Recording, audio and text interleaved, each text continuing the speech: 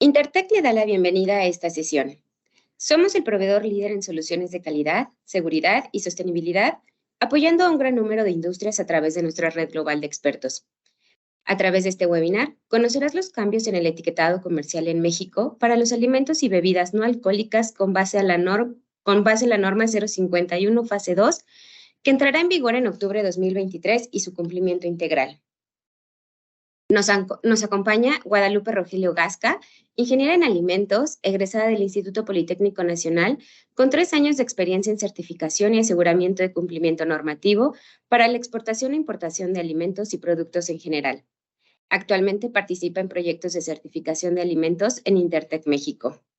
Daniel Martínez Chávez, ingeniero en alimentos egresado de la UNAM, experto en normativas y regulaciones en exportación e importación de alimentos, cosméticos, bebidas no alcohólicas, entre otros.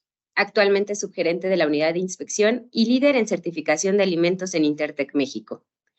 Carlos Alberto López Huerta, químico de alimentos por la UNAM, con más de 15 años de experiencia en la industria de alimentos, desempeñando labores en investigación y desarrollo, aseguramiento de calidad y consultoría. Actualmente se desempeña en el área de ventas de alimentos dentro de Intertech Sustainability.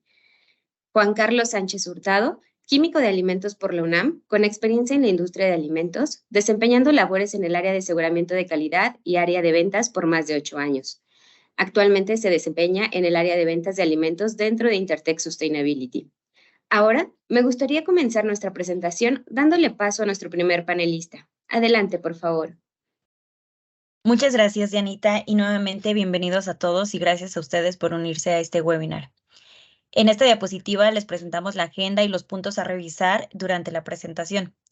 Primero estaremos visualizando las regulaciones mexicanas obligatorias, posteriormente las grasas trans y el marco analítico, así como las modificaciones de la norma 051 específico para la fase 2 y el impacto que tiene sobre el etiquetado, para posteriormente finalizar con los riesgos por incumplimiento y la vigilancia y legislación. Iniciando con las regulaciones mexicanas obligatorias, cabe mencionar que es importante visualizar cuáles son aquellas que las regulan. Primero, y creo que también una de ellas la más importante, la Ley General de Salud. Si bien no únicamente se rige por la norma 051, sino también hay una ley que está rigiendo y que hay cambios específicos en ella.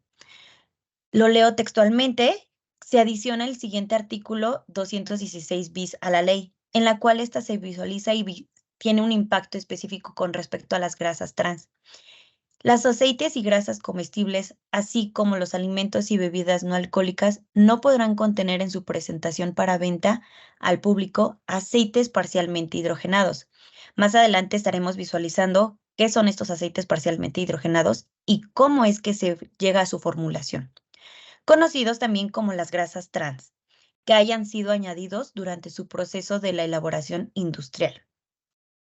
Asimismo, los alimentos, bebidas no alcohólicas, aceites y grasas no podrán exceder 2 partes de ácidos grasos trans de producción industrial por cada 100 partes del total de ácidos grasos.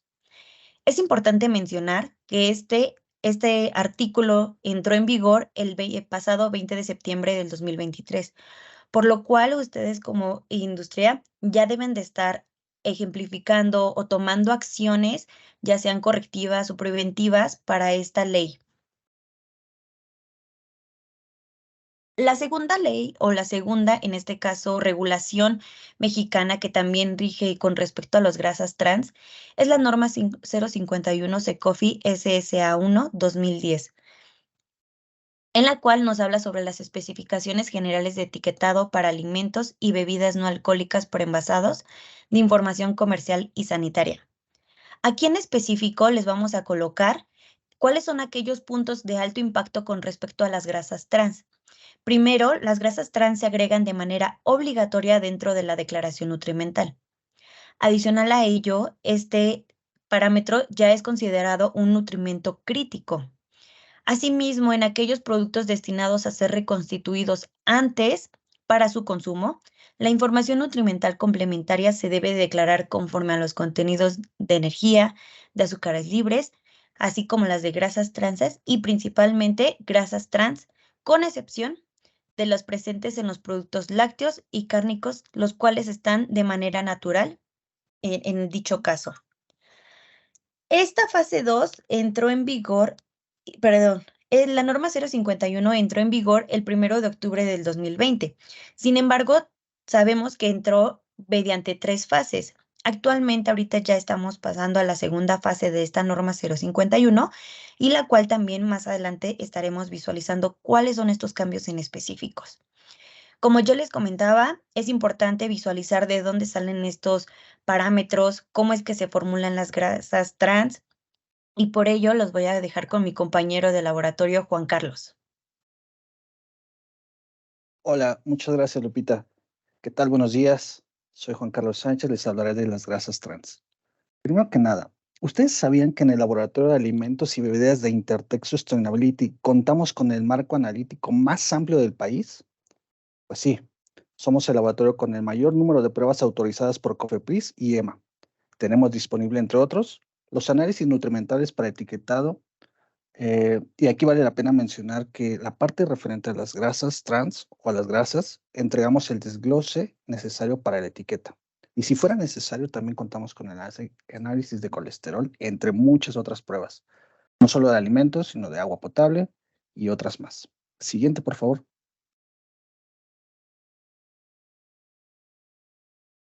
Los ácidos grasos trans o aceites parcialmente hidrogenados son mejor conocidos en el mercado como grasas trans o ácidos grasos insaturados que se forman de manera industrial al convertir el líquido, aceite líquido, en grasa sólida mediante un proceso llamado hidrogenación.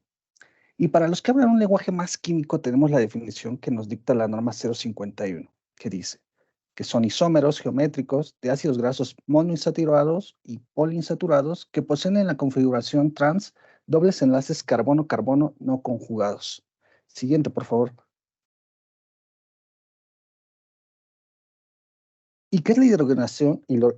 ¿Qué es la hidrogenación? Bueno, no es más que un proceso químico en el cual los ácidos grasos insaturados de un aceite o grasa reaccionan con hidrógeno a alta temperatura, a partir de 110 grados Celsius, a presiones altas, y requieren la presencia de un catalizador metálico que generalmente es níquel, platino o paladio. Este proceso tiene como finalidad muy específica eh, y es algo que la industria alimenticia durante mucho tiempo ha batallado, es controlar las reacciones de deterioro de aceites y grasas. La hidrogenación, como lo veremos más adelante en las aplicaciones, mejora la estabilidad de la oxidación, alarga la vida del producto final y, bueno, tiene, entre otras cosas, solidifica los aceites y da mayor textura a los alimentos. Siguiente, por favor. Finalmente, el presente y el futuro de las grasas trans, derivado de las legislaciones que nos mencionó Lupita, prácticamente está prohibiendo el uso de este tipo de grasas, al tener un máximo de 2 partes por cada 100 gramos de grasa total. Esto es porque diversos estudios han demostrado el daño a la salud al aumentar la acumulación de triglicéridos, colesterol malo, lo que conlleva a incrementar las probabilidades de presentar una enfermedad cardíaca o un accidente cerebrovascular, básicamente porque las arterias se tapan. Y bueno, como les comentaba, en el laboratorio contamos con el análisis para determinar la cantidad de grasa trans que presentan sus alimentos y es una cuantificación muy, muy sensible por cromatografía de gases con el método que vemos ahí, el AOCS del 2021. A continuación, mi compañero Carlos López dará un ejemplo de las aplicaciones de las grasas trans. Muchas gracias, Juan Carlos. Efectivamente, como comentaba Lupita hace unos momentos y como comenta mi compañero Juan Carlos, las grasas, los aceites hidrogenados son ampliamente utilizados dentro de la industria de alimentos. Estas modificaciones en la presente legislación representan cambios importantes para la industria de alimentos y tecnológicamente hablando, ya que son ampliamente utilizados estos aceites hidrogenados o parcialmente hidrogenados debido a sus características y a lo que nos permite realizar en las aplicaciones que tenemos de las mismas en los alimentos. Por ejemplo, los productos de panificación nos permiten tener una mayor estabilidad en anaquel de los productos. ¿Esto por qué?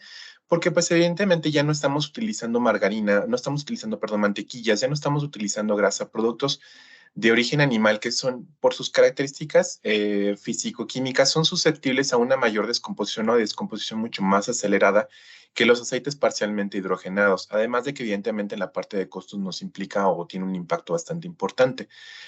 Vamos a poner, por ejemplo, todos ubicamos esta galleta más o menos famosa, de chocolate con relleno cremoso. Casi todo, casi parte de su éxito y de su estabilidad en la vida en el anaquel, en el que pues no pierde sus características pese al tiempo que sucede o transcurre en el mismo, se debe justamente que casi todo en su formulación está empleando aceites parcialmente hidrogenados, los cuales son mucho más estables y son menos susceptibles a descomposición microbiológica o físico-química en lo general. Estamos viendo ahorita también inclusive un boom en la práctica de productos lácteos que son sucedáneos o son similares a los productos original, que son de origen animal específicamente, ¿no? Estos productos o estas imitaciones de queso, muchas de sus veces también utilizan hacia aceites parcialmente hidrogenados, en los cuales nos permite igual obtener ciertas características similares a las de un queso original, porque evidentemente pues a temperatura ambiente se mantienen en un estado sólido y cuando les aplicamos calor ya pueden tener esta capacidad de fundir y ya tienen una palatabilidad muy parecida a la de los quesos. No es igual, evidentemente, ya hay otras cosas que tecnológicamente representan y los que estamos en el medio sabemos que no solamente es la parte de textura, tenemos que pegarle la parte de sabor, color y etc., ¿no? Pero al menos nos ayudan en esa parte de la textura, ¿no? En la parte de confitería también nos permiten, al igual que en la parte de panificación, elongar la vida útil de nuestros productos, aparte de que nos ayudan a que los caramelos y los dulces, pues a veces tengan unas ciertas texturas y condiciones que son deseables, ¿no? Y es importante, por ejemplo, mi compañero Juan Carlos comentó que es importante una condición de temperatura y tiempos para la generación de aceites de estos ácidos grasos trans. En la elaboración de frituras, muchas veces se utilizan aceites, combinaciones de aceites en donde tenemos aceite con algún aceite parcialmente hidrogenado porque tiene mucho mayor estabilidad y mucho mayor tiempo de recambio al momento de realizar o la elaboración de frituras. Pero la condición de temperatura y tiempo están presentes en una freidora, entonces hay que estar monitoreando de manera constante este tipo de procesos o el aceite que se esté empleando justamente para que no estemos, el proceso de la fritura como tal no esté siendo o esté propiciando la generación de ácidos grasos trans que pueden ser absorbidos por el alimento. Mi alimento puede ser que no tenga ácidos grasos trans, pero el aceite en el cual yo estoy haciendo la fritura puede ser que esté empezando a embeber al mismo de ácidos grasos trans. Y es importante estar monitoreando y seleccionar un aceite que me permita justamente o minimice en la mayor posibilidad, en la mayor medida posible, la aparición de estos ácidos grasos trans en el mismo, ¿no? Pero bueno, esto es parte de las aplicaciones que tenemos en la industria. Mis compañeros de la unidad de inspección continuarán hablando parte de la legislación. Muchas gracias, Carlos. Y buenos días nuevamente a todos. Les recuerdo mi nombre, soy Daniel Martínez y soy parte de la unidad de inspección. A continuación vamos a platicar un poco de las modificaciones que se hicieron en 2020 a la norma 051 y vamos a especificar un poco más sobre la norma en su fase 2 de cumplimiento. Y para esto primero hay que identificar qué alimentos están exentos de cumplir con la norma, ya que suele pasar que llegan y nos dicen, oye, quiero que cumpla este alimento y puede que sea alguno de estos casos, ¿no? El primero de ellos es bebidas y alimentos que estén regulados por alguna norma específica y que esta norma no haga una mención como tal a la norma 051. También están los productos a granel, aquellos que también están envasados en punto de venta y aquellos otros productos que determina la autoridad de acuerdo a sus atribuciones. Y bueno, pasando a las fases de cumplimiento, justamente el 1 de octubre se finalizó la fase 1, que cubrió desde el 1 de octubre del 2020 hasta el 30 de septiembre del 2023. Y bueno, lo destacable y los highlights de esta primera fase son la implementación de los octágonos y las leyendas de edulcorante y cafeína. Ya a partir del 1 de octubre de este año entra en vigor la fase 2. Hasta el 30 de septiembre del 2025 va a ser válida esta fase. Y bueno, ¿qué es lo que cambia? Se va a utilizar ahora una tabla que se denomina tabla 6. Ahorita lo vemos en la siguiente diapositiva, que es sobre los perfiles nutrimentales y cómo calcular los excesos de algún nutrimento crítico. Y a partir del 1 de octubre del 2025 entra en vigor la fase 3, que ya se denomina como un cumplimiento íntegro a la norma, tomando ya válido el punto 4.5.3. Y bueno, como nota, en el Diario Oficial de la Federación, el 10 de julio del 2020, se publicó un acuerdo en cuyo artículo quinto indica que no hay ningún problema si los importadores siguen usando adhesivos o stickers para cumplir con la norma 051. Siguiente, por favor. Y bueno, esta es la tabla de la que les comenté. En amarillo se encuentra la tabla que se utilizaba durante la fase 1. Y como vemos ya para la fase tanto 2 como 3 se utiliza lo que ahora se denomina tabla 6. Los principales cambios los marcamos en rojo. Como podemos observar anteriormente, para que un líquido tuviera un exceso de energía, había una regla que indicaba si desde 10 hacia arriba kilocalorías provenían de azúcares libres, había un exceso de energía. Ahora, en vez de 10, se reduce hasta 8, lo que nos pone pues un límite más reducido, ¿no? Nos pone un poco tal vez en aprietos. Y bueno, se elimina la parte donde exceptuaba las bebidas con menos de 10 kilocalorías provenientes de azúcares libres o azúcares añadidos, como gusten denominarlos. Para efectos de la norma 051 son el mismo concepto. Y bueno, también se modifica el sodio. Anteriormente, a partir de 350 miligramos hacia arriba se consideraba un exceso de sodio. Ahora para la fase 2 es a partir de 300 miligramos. También ahí nos redujeron el límite y además agregaron una segunda regla. Y se debe cumplir con las dos, no solamente con una opción de los productores, ¿no? Tal vez quieres cumplir con la 1, pero no con la 2. Se deben de cumplir pues ahora sí que con las dos, valga la redundancia. Y esta regla es que si por cada por cada miligramo de sodio hay una kilocaloría, se determina que hay un exceso de sodio.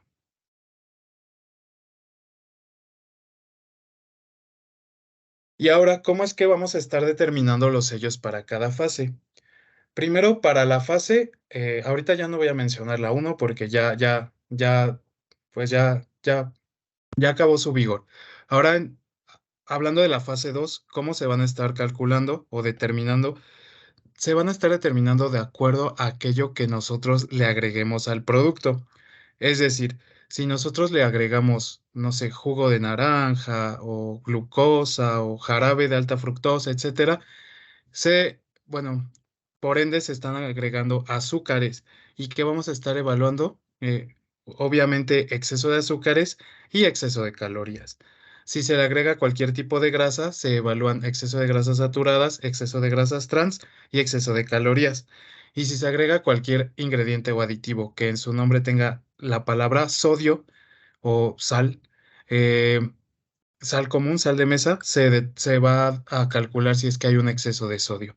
Y para la fase 3 es ahora muchísimo más, bueno, va a ser muchísimo más restrictivo, ya que a lo mejor nada más le estamos agregando grasa, eh, pero ya el producto tiene naturalmente un alto contenido de sodio. Tenemos que calcular todo. Aunque no se lo agreguemos, vamos a tener que calcular todo si es que le agregamos alguno de estos. Es decir, si yo le llego a agregar aceite de canola, por decir algo, tengo que evaluar los 5 sellos.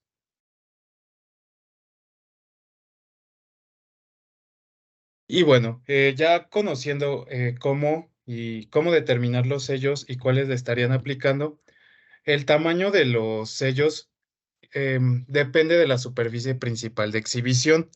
Para esto, pues bueno, se calcula dependiendo de la forma de nuestro envase y se deben de presentar en el orden que que se ve en la pantalla, en la página, en la parte superior izquierda, que empieza con calorías y termina en sodio.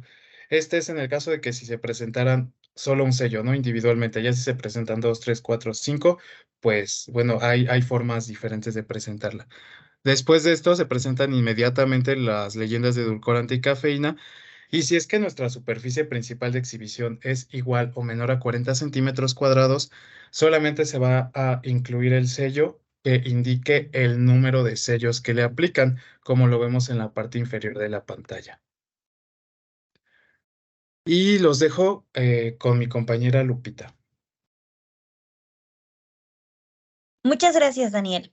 Si bien ahora en esta diapositiva, una vez que ya sabemos cómo es que se van a evaluar los productos, cuáles van a ser ahora los nuevos parámetros y cómo vamos a poder determinar los sellos, en esta diapositiva les presentamos un caso hipotético de modo que sea un poco más visual, el cómo está impactando el etiquetado de la fase 1 a la fase 2. Pues si bien en la fase 1 puede que a alguno de sus productos no les aplicara algún sello, pues estaban todavía dentro de los parámetros que nos establece la norma. Sin embargo, ahora para la fase 2, para este ejemplo, que son galletas horneadas saladas, visualizamos que en la cantidad de sodio en específico, el cual es uno de los parámetros que se vuelve muchísimo más restrictivo, aunque esté menor a 300 miligramos, pues también, como lo mencionaba mi compañero Daniel, hay que realizar la revisión en cuanto a la otra regla de 1 miligramo de sodio por kilocaloría. Y para este caso, al hacer esta regla, pues aquí ya se determina que tiene 1.69 miligramos de sodio por kilocaloría, lo cual lo está conllevando a la aplicación de un sello, en este caso, pues el del sodio. Continuando con ello, una vez también les compartimos cuáles son los puntos mínimos requeridos para la norma 051 y que su etiquetado esté en total cumplimiento. Del lado izquierdo, ustedes podrán visualizar el panel frontal, en el cual se va a estar ubicando la marca, también el sistema de etiquetado frontal o bien los sellos o leyendas que según le lleguen a aplicar a su producto, así como la denominación y el contenido neto. Aquí hago un espacio para que también ustedes, si ustedes tienen duda con respecto al contenido neto, se puedan acercar con el área de laboratorio, ya que ellos adicional no nada más hacen las pruebas en cuanto a ciertos parámetros, sino que también ellos pueden determinar la cuantificación y que el contenido neto esté realmente pues en lo correcto, ya que si bien muchas veces son parámetros que pueden caer en un incumplimiento con las autoridades. Asimismo, colocar las leyendas de lote y fecha de caducidad o en su caso consumo preferente, el que le aplica su producto. En el panel trasero, que es el que estamos visualizando del lado derecho, tenemos los ingredientes. Estos deben de estar enlistados de mayor a menor, sin olvidar agrupar los azúcares añadidos. Como les mencionaba mi compañero Daniel, no nada más en cuanto a azúcares añadidos estaremos considerando los mono y disacáridos, sino también se están considerando aquellos que dentro de su formulación tengan jugos, o también, si ustedes tienen ingredientes compuestos, también hay que considerar los azúcares de estos mismos, así como las grasas de estos mismos, como lo mencionaba mi compañero Carlos. A veces dentro de estas galletas con chocolate o con relleno, pues el relleno también impacta totalmente en nuestro producto, ya sea en azúcares y también, evidentemente, en la parte de grasas. Se tienen que también colocar los alérgenos al final del listado de ingredientes mediante la palabra contiene o bien puede contener. Esto es, si nuestro producto puede tener una trazabilidad de algún alérgeno o una contaminación cruzada. También colocar la declaración nutrimental. Con respecto a la declaración nutrimental y algo que yo les mencionaba de manera muy puntual es que las grasas trans pues ya es un nutrimento crítico que se está considerando y que ya se vuelve de manera obligatorio colocarlo dentro de nuestra declaración nutrimental.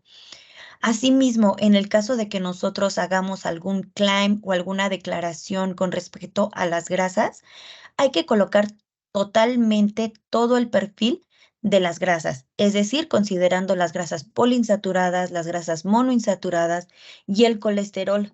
Para ello, nuevamente, nuestra área de laboratorio los puede apoyar en la determinación cuantificable y específica de estos parámetros, del total de los parámetros desde las proteínas hasta el sodio, y también si ustedes consideran que su producto tuvo alguna modificación en cuanto a adicionado de vitaminas, minerales o alguna reducción, va a ser importante, puesto que todos estos resultados que nosotros vamos a compartirles como unidad de inspección o laboratorio van a servir de cierta manera para comprobar ante las autoridades que se realizó mediante unas entidades acreditadas. Asimismo, se debe de colocar el importador o distribuidor seguido del responsable, colocando toda su dirección fiscal y el país de origen. Esto pues son los puntos mínimos requeridos. Sin embargo, evidentemente sabemos que el amplio mundo de la industria alimentaria existe gran variedad de productos y que la innovación también es algo que día con día vamos visualizando, por lo que les sugerimos acercarse con nosotros porque hay en ocasiones en las que, híjole, son productos que son muy nuevos, son muy recientes y desconocemos si realmente conlleva una regulación tan, digamos, simplemente con la norma 051 o debe de tener alguna regulación muchísimo más específica para que esté en total cumplimiento su producto. Justamente hablando del tema de la declaración nutrimental y como yo les compartía, el área de laboratorio los puede apoyar con ello y por ello los dejo con mis compañeros. Muchas gracias, Guadalupe, por tu retroalimento, por tus comentarios. Efectivamente, la información que ustedes o la información que se declara en los alimentos proviene en su mayor parte de análisis o estudios que se realizan sobre los mismos. Nosotros podemos evaluar como laboratorio o en general los laboratorios podemos evaluar ciertos macrocomponentes de los cuales está elaborado un alimento. Podemos conocer la cantidad de agua gracias a los métodos que están disponibles, por ejemplo, y voy a hablar no solamente de agua, sino de muchos otros métodos que están disponibles dentro de la regulación mexicana. Por ejemplo, la parte de agua, justamente existe una normatividad que me permite cuantificarla, que es la norma 116. La parte podemos también cuantificar la cantidad de proteína. Un alimento también está compuesto de minerales. Esta parte de minerales lo vamos a conocer como el estudio de cenizas, porque corresponde pues justamente a lo que ya no queda del alimento una vez que fue quemado por completo. Podemos, como comentamos anteriormente, podemos realizar el estudio de grasas en donde desglosamos no solamente la cantidad de grasa total dentro de un producto, sino también les podemos dar los datos de la grasa saturada y la grasa trans que por lo menos la norma 051 solicita que se esté reportando en los alimentos. Podemos cuantificar lo que le vamos a conocer como fibra dietética, que es una porción del alimento en el cual, aun a pesar de que pasó por la acidez del estómago y ya fue degradada por enzimas y microorganismos que a lo mejor pudieron estar presentes en el intestino, ya no podemos obtener mayor cantidad de energía del mismo. A eso se le conoce como fibra dietética. Y eso lo cuantificamos en el laboratorio a través de un método que está disponible en la norma 086. Una vez que cuantificamos estos macrocomponentes a través de un cálculo que les voy a explicar brevemente en la siguiente diapositiva, podremos conocer la cantidad de carbohidratos disponibles. También tenemos en la normatividad disponible un método para cuantificar la cantidad de sodio, que es lo que también pide la norma 051, y la norma 086 tiene un método que permite cuantificar de manera global la cantidad de azúcares presentes en un alimento. Entonces, contamos específicamente con todos los estudios necesarios para poder elaborar una tabla nutrimental completa de acuerdo a los requerimientos de la norma 051. La siguiente, por favor. Ahora bien, hablando acerca de los cálculos que se tienen que hacer en específico para conocer la cantidad de carbohidratos disponibles, nosotros vamos a considerar que un alimento está compuesto en su totalidad por carbohidratos, fibra, agua, minerales, fibra dietética, etc., no grasa.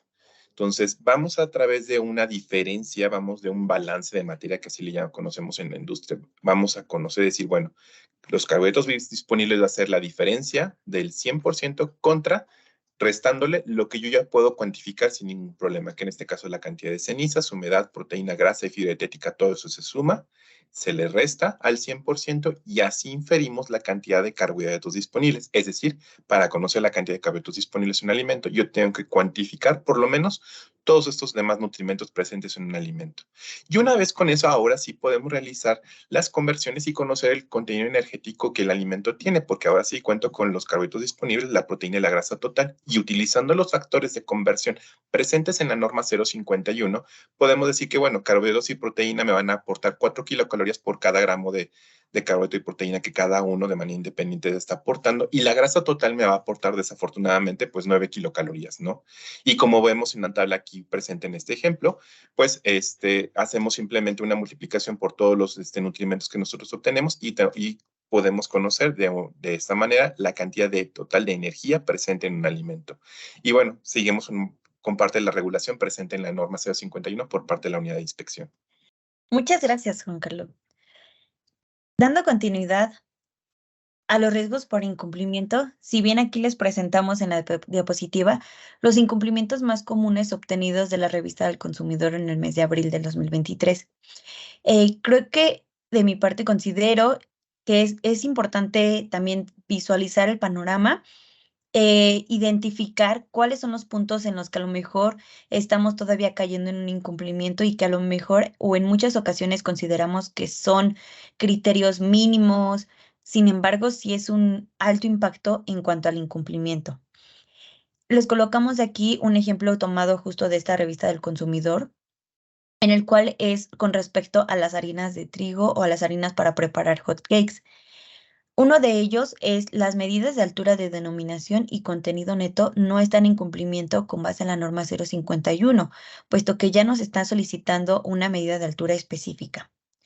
Asimismo, ostentar leyendas sin comprobar o que carecen de sentidos. Reconozco y también que hemos apoyado en cuestión de cómo colocar los claims, puesto que a veces estoy consciente de que la parte de marketing y hacer un diferenciador al resto de los productos es importante para ustedes como marca. Sin embargo, pues asegúrense de que estos claims o estas diferentes declaraciones o leyendas que vayan a colocar, pues estén en total cumplimiento, que tengan, que estén dentro de la regulación de la norma 051, y si es con respecto a alguna modificación que su producto haya tenido, pues que también esté dentro de la norma 086.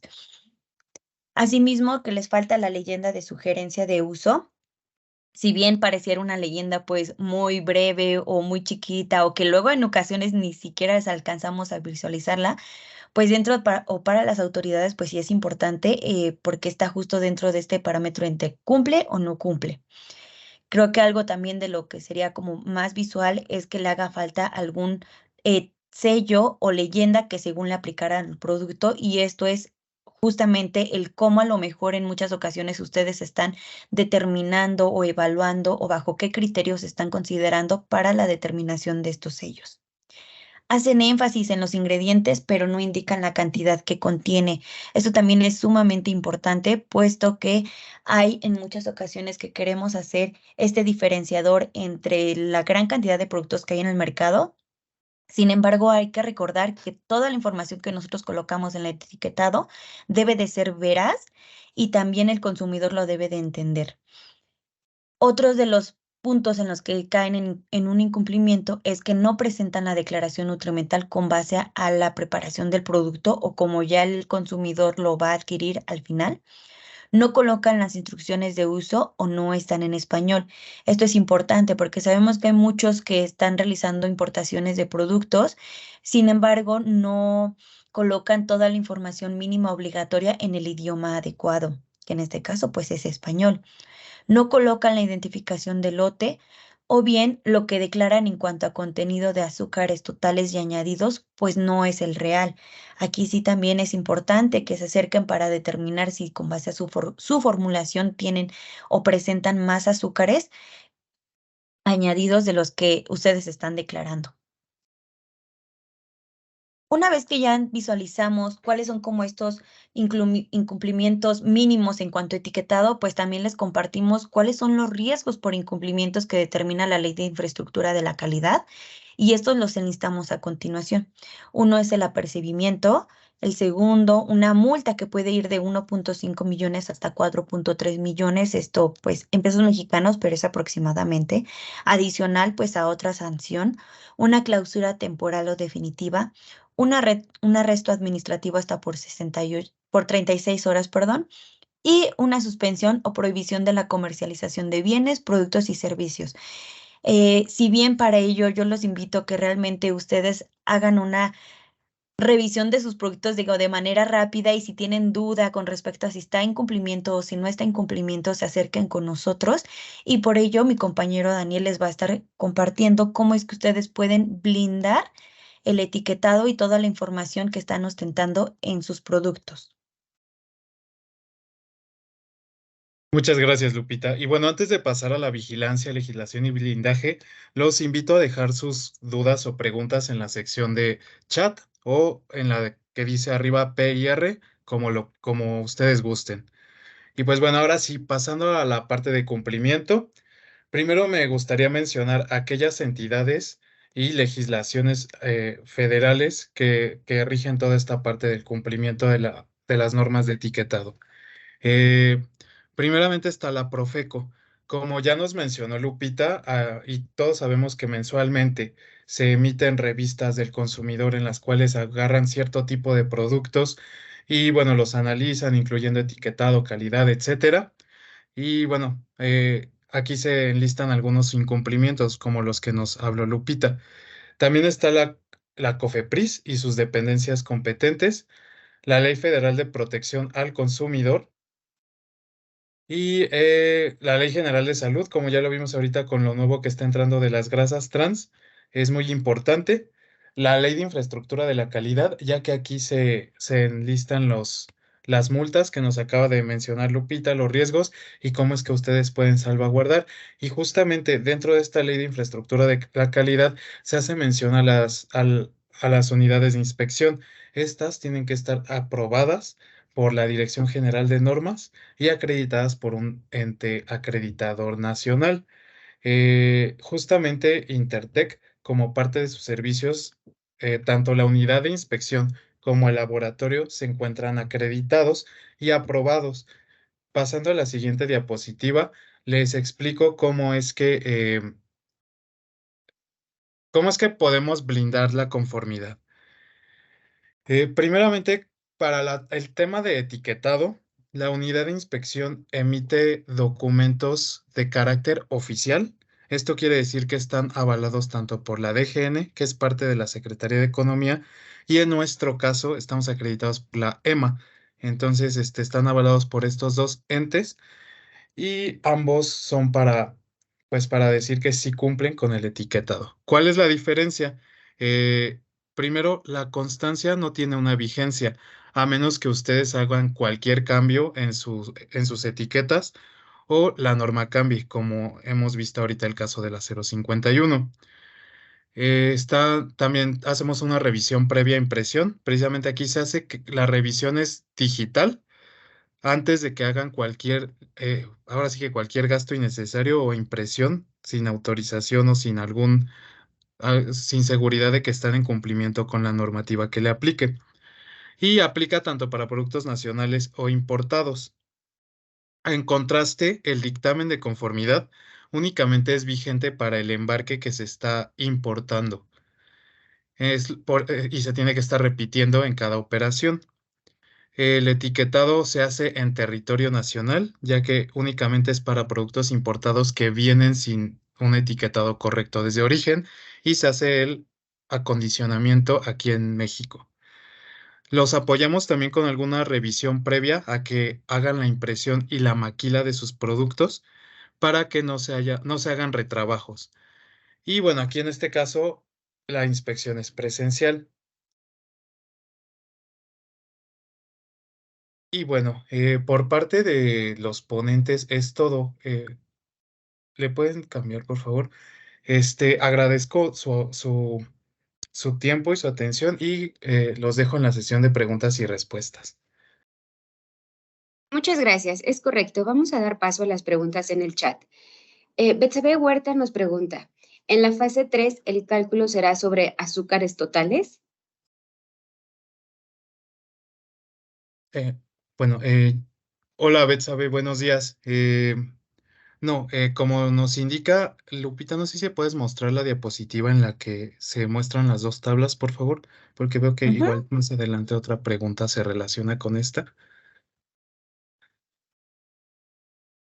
Bueno, mientras en lo que llegamos a esa diapositiva, te comento, no es sobre los azúcares totales. Siempre los cálculos, y si vemos la tabla, indica que es sobre azúcares libres. Y bueno, aquí tal vez la tenemos que colocar la denominación, pero bueno, azúcares libres es la norma 051 lo equipara con azúcares añadidos. Entonces, si revisas, dice, si desde 10% hacia arriba de la energía proviene de azúcares libres, se considera que hay un azúcar, que hay exceso de azúcares. Entonces, no se toman los azúcares totales, solamente los que dicen azúcares añadidos. Gracias, Daniel. Margit Montenegro nos pregunta, ¿cómo se hace el cálculo de las calorías versus el sodio?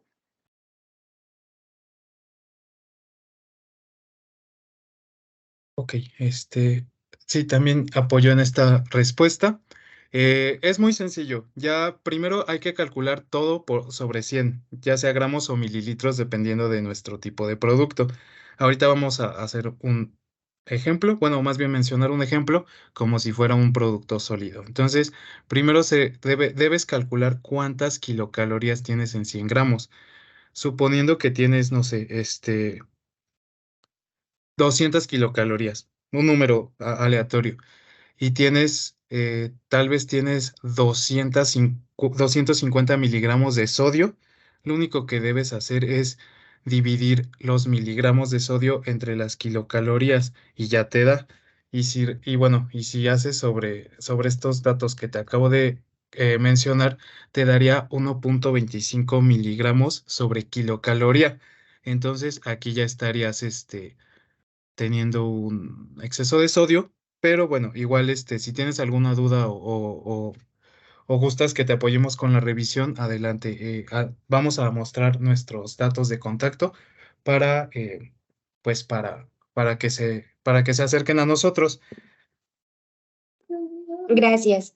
Gemma Juárez dice, ¿saben si tiene pensado en alguna modificación de la norma 051 por el decreto de grasas trans?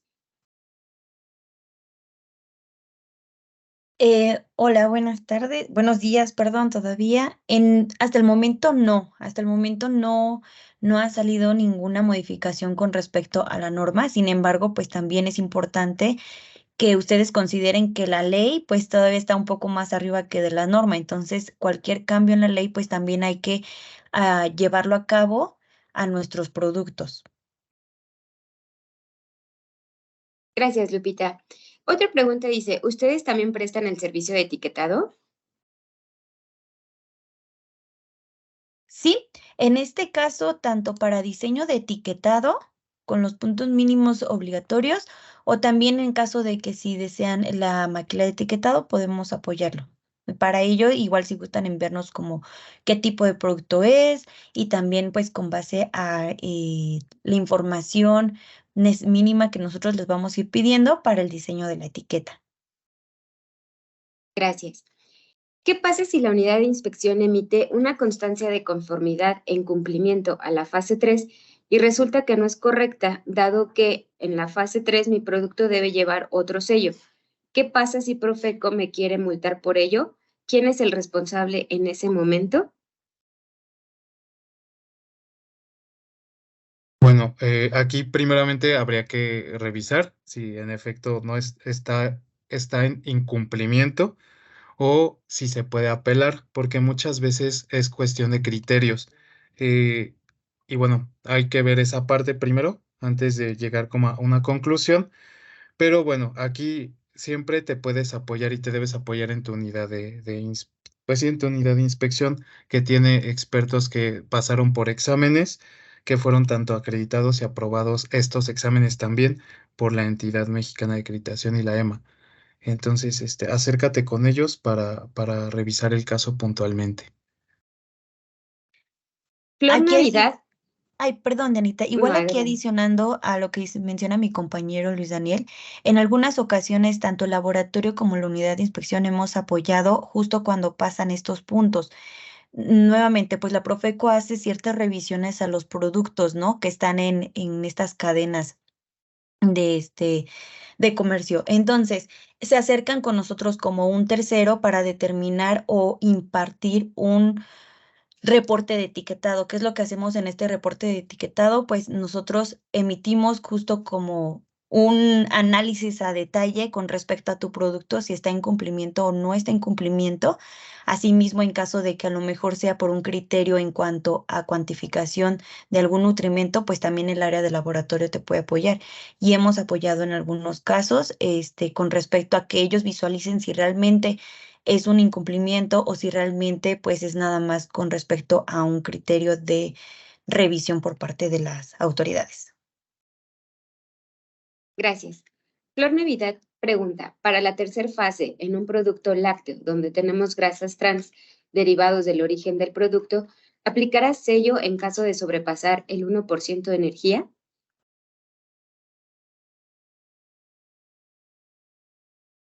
Ok, aquí en este caso, para la fase 3 hay que recordar, si nosotros tenemos un nutrimento crítico añadido, ya sea sodio, ya sea grasa o ya sea algún azúcar, se tienen que evaluar todos los sellos, independientemente de que algunos ya estén o que algunos nutrimentos ya estén de manera natural en nuestro producto. Gracias. Elizabeth Vallejo nos dice, con respecto al decreto que entró en vigor este año para el cumplimiento de la norma 051 en materia de publicidad, ¿esto aplicará en sentido estricto de toda la norma? Mm,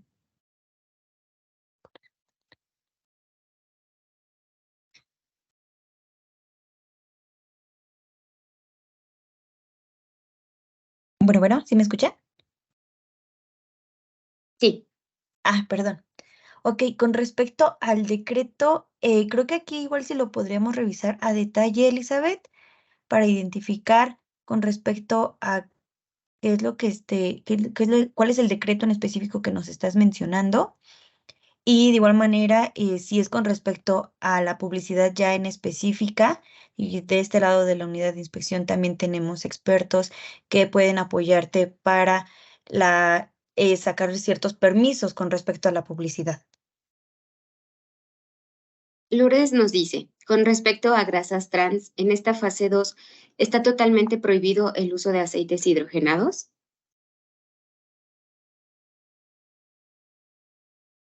No, no es que significa que esté prohibido per se. Vamos a comentar algo que está sucediendo y como hemos hablado en la presentación, la industria y la ciencia se mueven a una velocidad mucho mayor a veces que la legislación. Al día de hoy, tengo entendido que hay operaciones o hay industrias o proveedores que han modificado sus procesos en la elaboración o en la producción de estos aceites parcialmente hidrogenados, buscando en mayor medida la menor ocurrencia de ácidos grasos trans en sus productos. Yo me acercaría directamente, o sea, no es de que esté prohibido los aceites parcialmente hidrogenados, lo que te están como ya sancionando específicamente es la parte de ácidos grasos trans. Hay una correlación muy fuerte entre uno y otro. Si yo uso parcialmente hidrogenados, es muy probable, altamente probable que voy a encontrar, evidentemente, ácidos grasos trans. Sin embargo, no dudo, porque me he llegado a topar uno o dos casos, son casos muy aislados realmente, en donde no fueron modificados o son parcialmente hidrogenados, pero modificaron las condiciones del proceso de tal manera que la ocurrencia o la cantidad que pudimos detectar es mínima, ¿no? De ácidos grasos trans. No es cero, es mínima. Y eso pues ya depende mucho de las tecnologías de que cada uno esté empleando. Y al día de hoy me he encontrado con algunos artículos científicos en donde están buscando justamente cómo producir este tipo de ácidos grasos, estos aceites hidrogenados, sin que tenga que estar ocurriendo en la producción estrictamente necesaria de esos grasos trans, ¿no? Específicamente. Gracias, Carlos. María Eugenia Gómez nos pregunta, ¿ustedes realizan análisis de masa drenada?